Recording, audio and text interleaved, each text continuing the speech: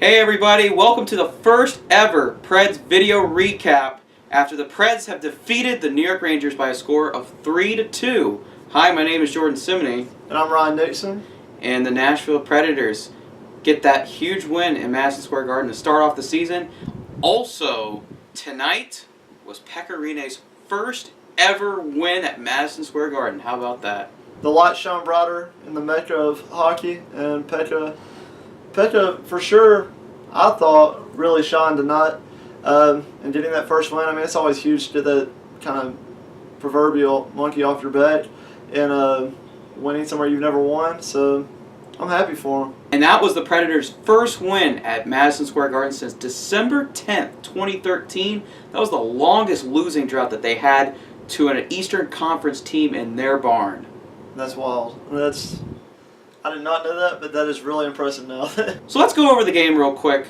You know, the first period, the Preds had a great start, I thought, right from the get-go.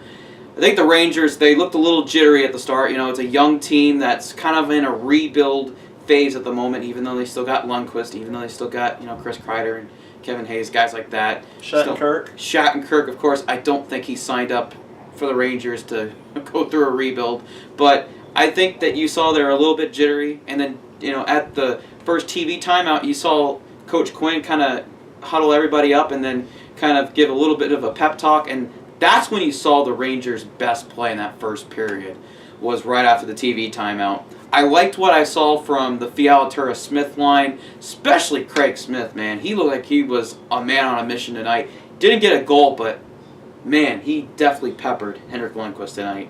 Yeah, that offense was, on both sides, the goalies really carried it, but the offenses on both sides really like they should have had.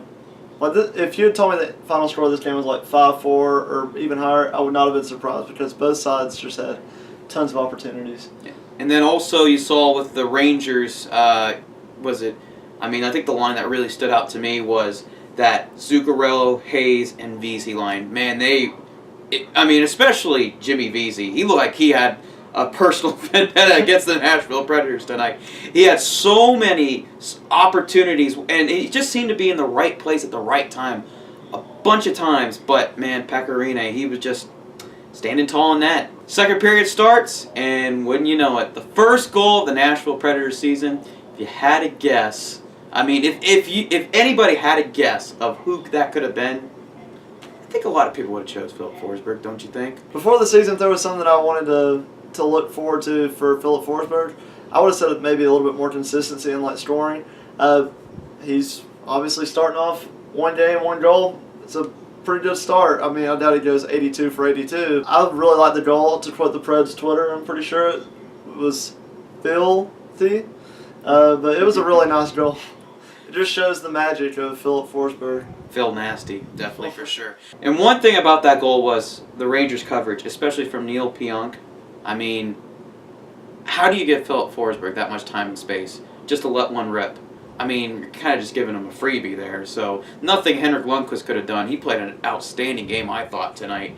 But if you give Filip Forsberg that much time and space, bad things are going to happen. Oh, for sure. And then also, the Rangers, I thought, did a great job of responding after that goal. They pretty much controlled the pace and play after that, and then took advantage of PK Subban trying to clear it, kind of use the wall as an outlet to try to get the puck out. Instead, it was kept in, and then it was a slap shot that was taken from the left half wall. And then PK, instead of pretty much covering Jesper Fast, pretty much was watching the puck. And then Jesper Fast was fast as it gets, and then Philip Hedl from behind the net was able to feed Fast in front, and he was able to tap it in past Pekka. It's a tied game for PK Subban.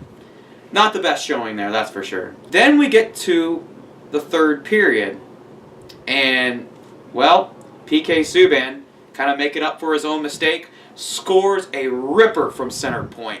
But there was something that we noticed after that goal. What was that? Well, if you go back and look at the tapes, that's the one bad thing about goalies having the helmet, because I really wish I could have saw Henrik's facial expression, but he looked at Shattenkirk, and you could kind of see him like he was throwing up the, "What are you doing, man?" kind of look at him. And, I'd hate to be Shattenkirk after the game because I bet he's going to get an earful from Henrik. But like you said, it was a ripper, and I don't think Henrik saw it. Yep. Kind of gave him the whole, you let the whole team down kind of Oh, pose. yeah. Kevin Shattenkirk pretty much screened Henrik Lundqvist in that process, and then there's really not much Henrik could have done. He had already committed down low, and then that shot just passed him by like a BB. Huge goal there for the Predators. Probably should have been the game-winning goal there, but as you saw later in the game, PK Subban got a penalty. Might have been the best part because we had probably the funniest play of the game, and the Rangers, who would have been 2 skaters up after pulling the goalie, had to go back. They got a penalty of their own for having 7 men on the ice, which there's no situation in hockey where that's allowed, so you got to do better, New York. yeah, definitely the Rangers could have had better awareness in that moment. You know, obviously you see, you know, the arm go up, penalty and delay penalty, and then all of a sudden, got to get another. Goalie's got to get off the ice, get another extra attacker out.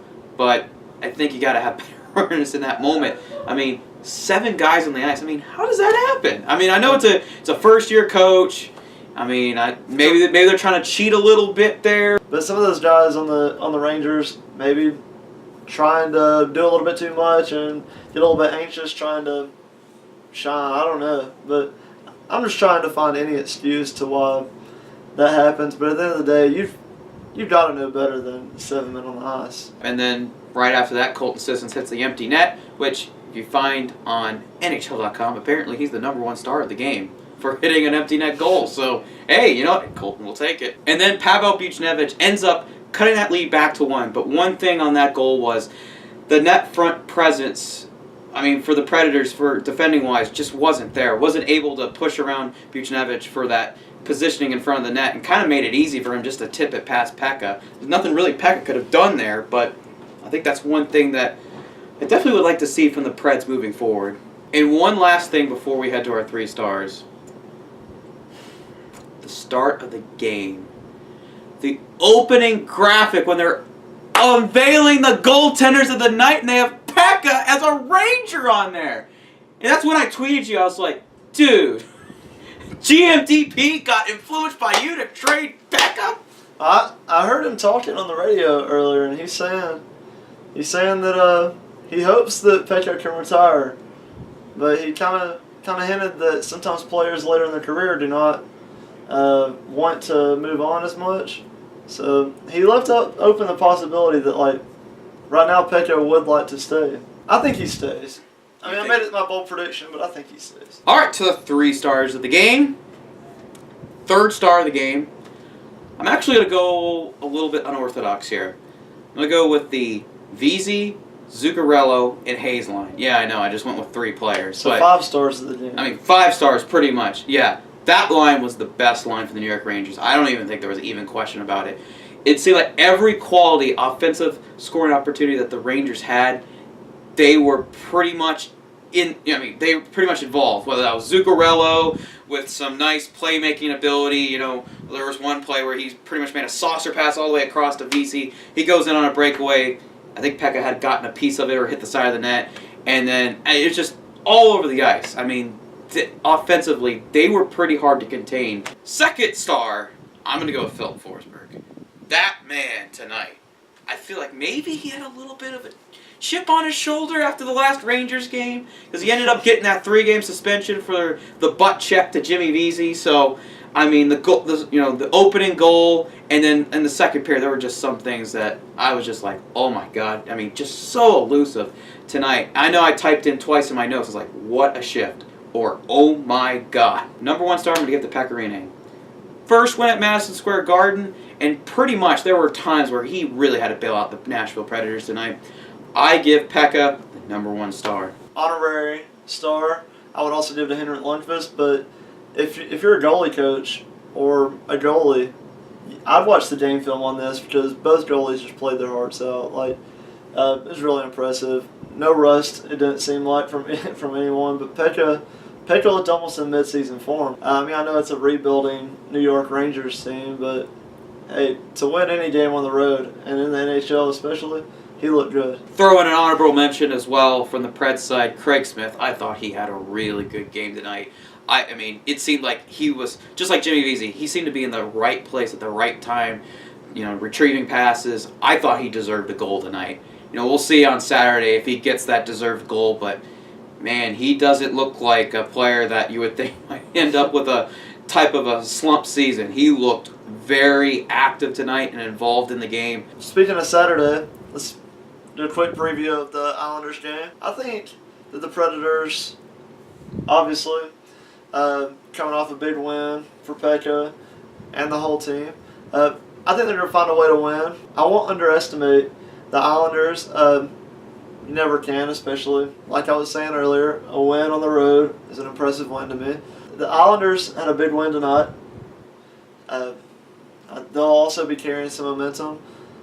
But I think the Predators' experience and the goalkeeping will be the deciding factor.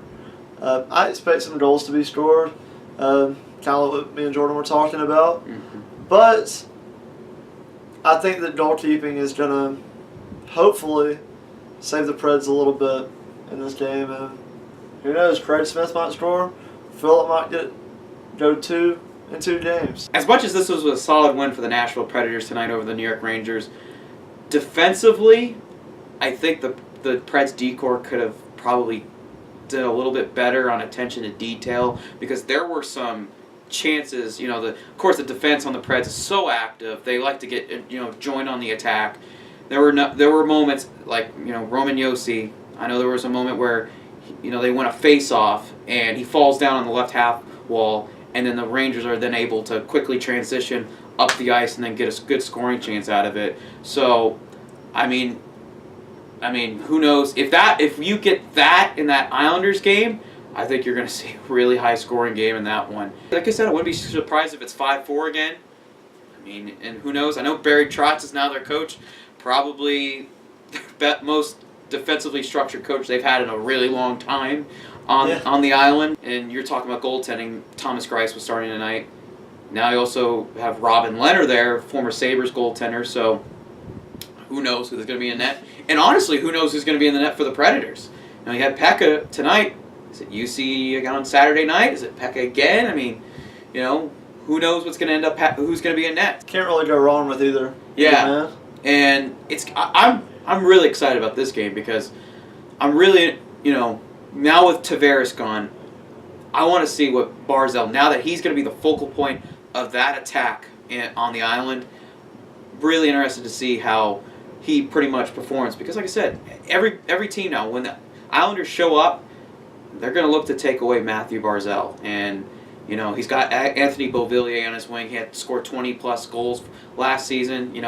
Is there more to be scored? Who knows? But I think that this is probably going to be another high-scoring game, just like last year's game. That should do it for the first ever Preds video recap, as the Nashville Predators defeat the New York Rangers by a score of 3-2. If you need any more Preds coverage, go to penaltyboxradio.com.